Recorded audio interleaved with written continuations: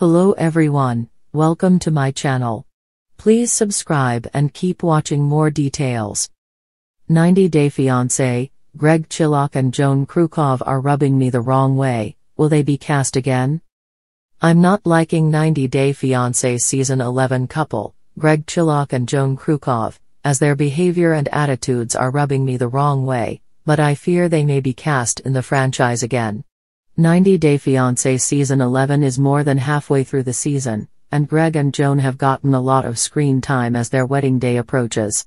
Joan is originally from Kampala, Uganda. She and Long Island, New York, native Greg met when Greg was traveling in Uganda. They had an initial spark that led to more after they reconnected on social media.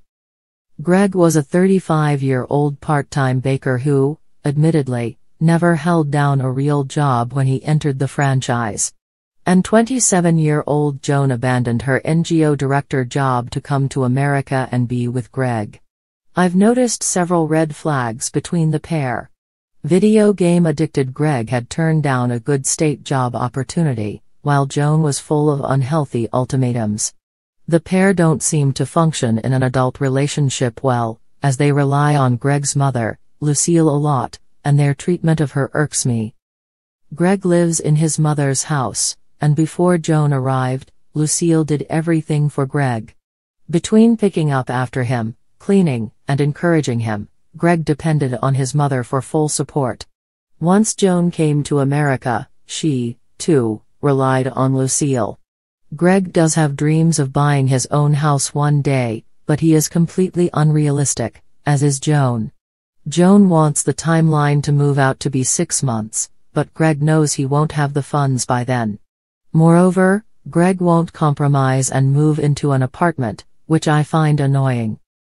Greg and Joan are going to continue to need to rely on Lucille while they figure out their logistical steps. Greg can't function without the help and support of his mom.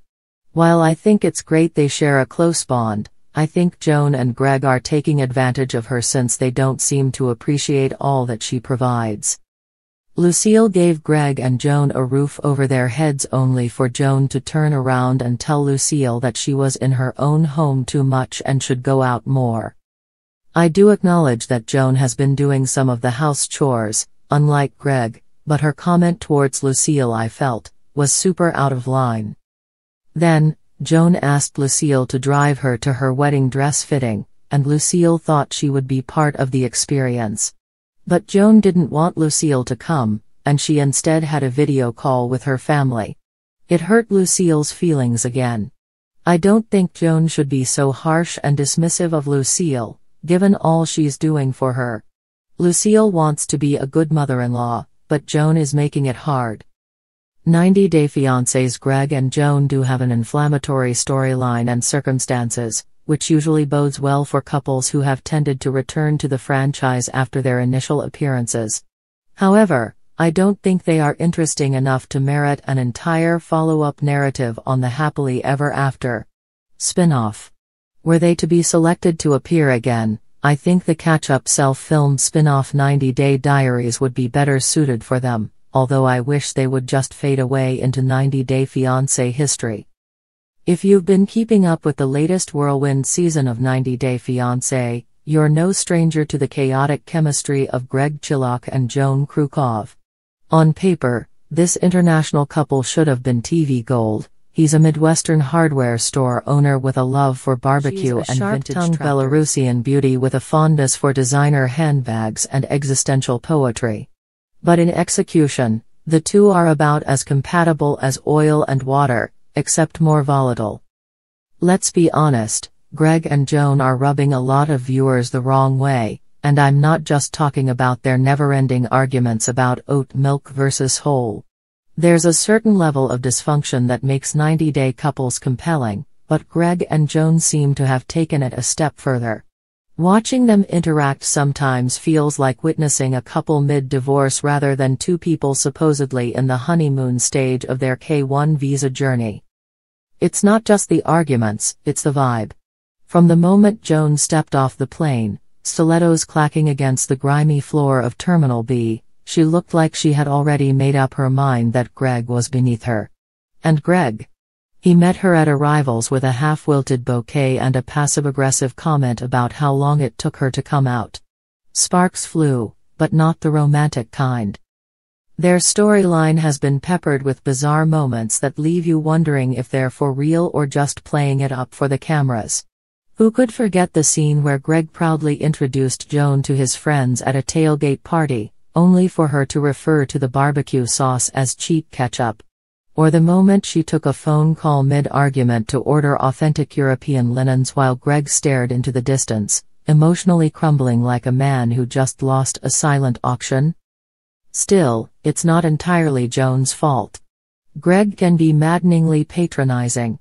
He has this habit of explaining American customs to Joan as if she's a confused toddler, despite the fact that she speaks 4 languages and used to run a successful art gallery in Minsk.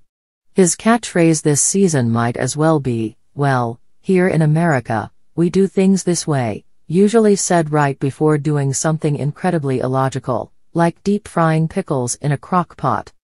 What's more, Greg's tendency to talk at Joan instead of to her has turned even benign conversations into ticking time bombs. There was that cringe-worthy dinner where he mansplained the entire South Road system while Joan sat there sipping rosé and texting her cousin back home. Tension escalated faster than you could say green card. Producers have tried to spin their storyline as a classic opposites attract scenario, but the truth is, Greg and Joan don't complement each other, they clash. Loudly. Frequently. And publicly. The constant bickering isn't just exhausting, it's borderline uncomfortable. Viewers have taken to social media in droves to express their displeasure, with one Reddit user describing them as the emotional equivalent of chewing tinfoil. Yet somehow, Greg and Joan seem blissfully unaware of how they're being perceived. In their joint confessionals, they act as if the audience is rooting for them, when in reality, we're collectively bracing ourselves every time they appear on screen. It's not hate watching exactly, but it's close. So, with all this chaos and cringe, one big question remains: will they be cast again? Well, let's look at the track record. 90 Day Fiancé has a long-standing tradition of bringing back controversial couples. The franchise loves drama like Greg loves talking about the price of gasoline. But there's a fine line between compelling TV and a toxic dynamic that turns viewers off completely. On the one hand, Greg and Joan are memorable. They spark conversation, they stir up debate, and they keep Twitter buzzing every Sunday night. From a production standpoint,